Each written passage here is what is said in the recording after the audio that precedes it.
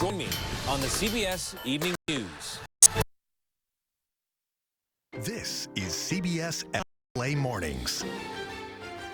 Good morning. Today is Tuesday. Christine Lazar in for Kalina Strinos. Hey, good morning. Thanks for waking up with us. I'm Chris Holmstrom. Tracking as you're heading out the door. A CHP pursued and in this big mess, a speeding SUV flies off the freeway and then lands on a car. We're in Claremont with a dramatic end to this case. Plus, tensions remain high in Mexico after the killing of a notorious drug kingpin. And this morning, we're learning new details about El Mencho's ties to Southern California. And at the desk, a home goes up in flames overnight. Our Mark Blue's got a look at the firefight and the damage left behind. But first, it'll be warm this week. Big change from last week. Let's take a look at your next weather with meteorologist Amber Lee.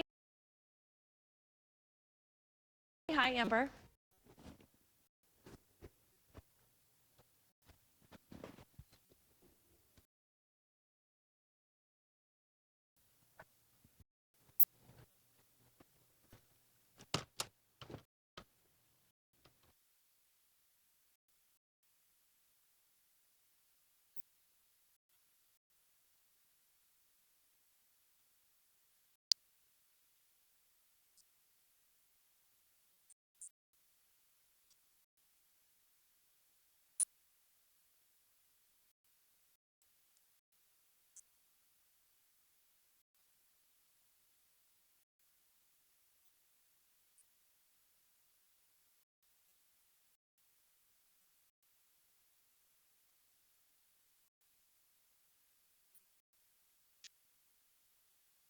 Hey, good morning, Amber. We're still dealing with a couple issues out there on the freeways, including this issue in Pyramid Lake. It's a signal on the northbound side of the Smoky Bear Road. Two right lanes are blocked off due to a big rig fire, and this is likely going to be here for a while. They have to unload everything to deal with this fire. So you are seeing just a little bit of a backup through the area there. The rest of LA is starting to build on the 405 Sepulveda Pass, the usual spots on the 10 West through Mid-City. And we have a new crash of Industry, making Hacienda Heights actually on the east side. East side of 60. Hacienda Boulevard, car left and blocked off. 3 or 4 minute delays so far, but continuing to build there. We'll leave you a look at the Inland Empire. We have some issues going on here. An update coming up next for now. Okay, Robert, thank you. Let's get to some breaking news. This is in Beverly Grove. Mark, you're just got off the phone right now. We got details of a house fire.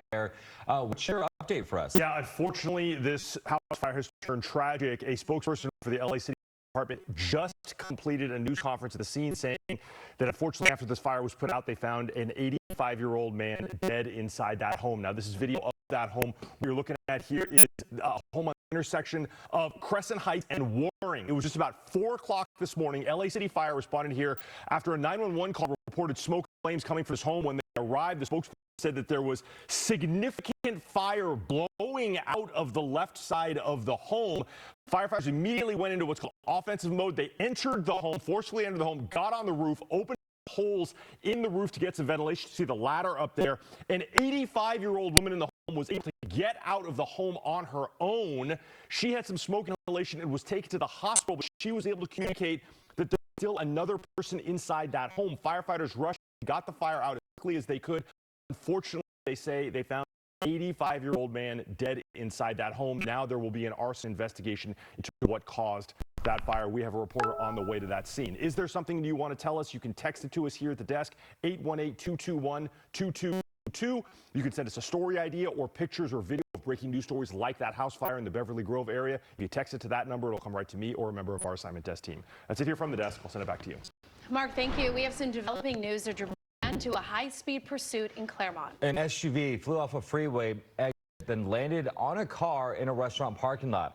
CBS LA's Amanda Sorrentino live at South Indian Hills Boulevard and Auto Center Drive. Amanda, tell us what happened. It was a pretty crazy situation here overnight, and you can see the remnants of everything. You can see everything still on the ground here. Clear scene so far.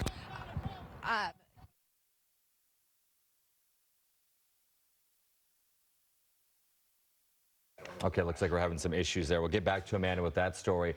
Let's go to this other big story. Americans stuck in Mexico. They can begin returning home this morning after widespread violence forced many to shelter in place. But there's still concern over retaliation from a major cartel after its leader was killed. CBS LA's Tina Patel is here with the update. So much going on, but it sounds like things are getting better? They're going in the right direction, but there are still some warnings this morning for the Americans that are still in Mexico. The U.S. Embassy telling them that they should continue sheltering in place with all of the ongoing security operations following the takedown of the notorious cartel leader known as El Mencho. Violence exploded after special forces killed that drug pin on Sunday. The country's most notorious drug cartel retaliated by setting fires across the country, killing 25 members of the Mexican National Guard. But Mexico's president is now urging calm, saying that hundreds of roadblocks that were set up by the cartel across the country have been cleared and the airports are back open this morning. Now, we've learned that El Mencho had ties here to California. He actually started as a low-level street dealer in the northern part of the state. He was arrested in Sacramento back in 1992 for conspiring to sell heroin. He was then deported to Mexico, where he started the Jalisco New Generation cartel. His death and the resulting violence is affecting businesses on both sides of the border. We spoke to a shoe store owner near the San Ysidro crossing in San Diego. She says she can see the impact from the violence in Tijuana. Whatever is happening there is happening here. People don't want to cross the border because they don't know what's going to happen to them if they leave. So business has been really slow right now. And here is what else we've learned. El Mencho has ties to the Inland Empire. His son-in-law, Christian Fernando Gutierrez Ochoa, he was sentenced to 11 years in prison for money laundering after allegedly faking his own death to live a life of luxury in Riverside. And El Mencho's youngest daughter operates a coffee shop in that area. Now, Americans still this morning in the states of Jalisco, Baja California, and Nayarit are being urged to shelter in place.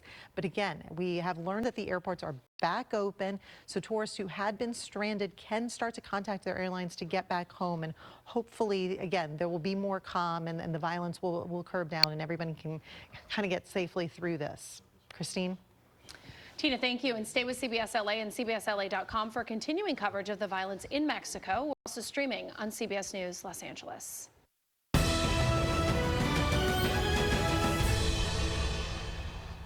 President Trump will deliver his first official State of the Union address of his second term tonight. Yeah, this time it's a crucial time with growing concerns over tariffs, there's affordability, and military action. CBS News correspondent Natalie Brand has a preview from Capitol Hill.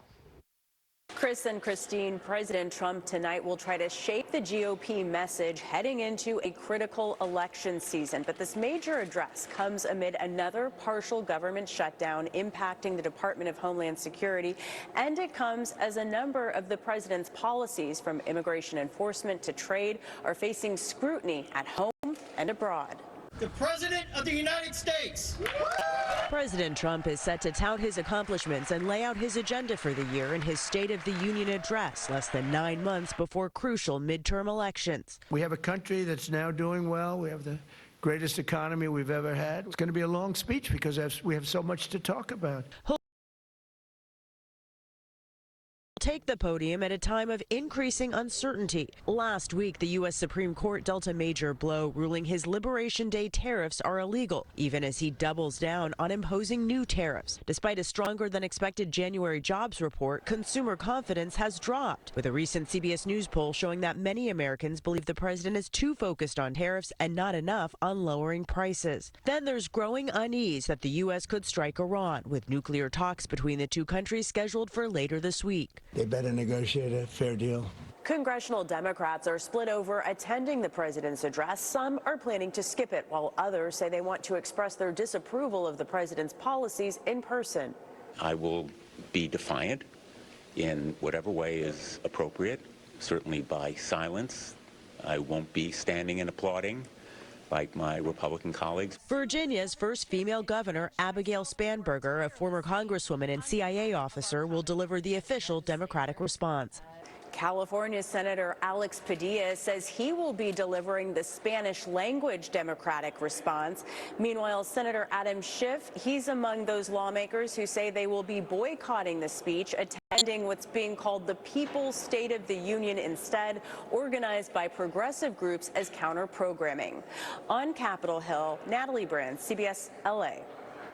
Team USA men's and women's hockey teams have been invited to the president's address tonight after winning gold in the Winter Olympics. Yeah, it's unclear if the men will attend, but the women will not. The American women politely declined, citing timing and previously scheduled academic and professional commitments.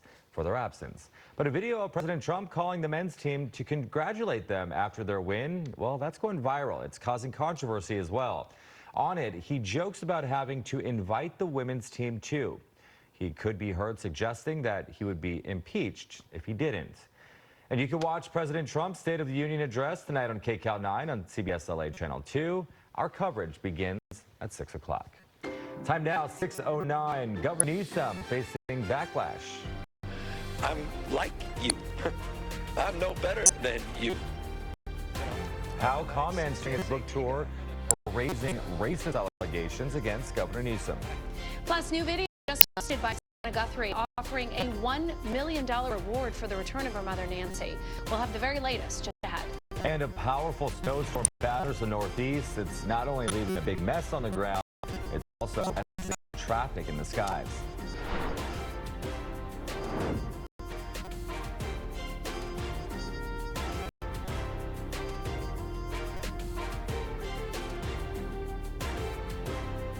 And we're still dealing with a big issue in traffic in Indio on the eastbound side of the 10 at Dillon Road. All lanes remain shut down here. The good news is they're diverting you off and back on at Dillon, so no major alternate needed. Just give yourself an extra few minutes to get through that stretch.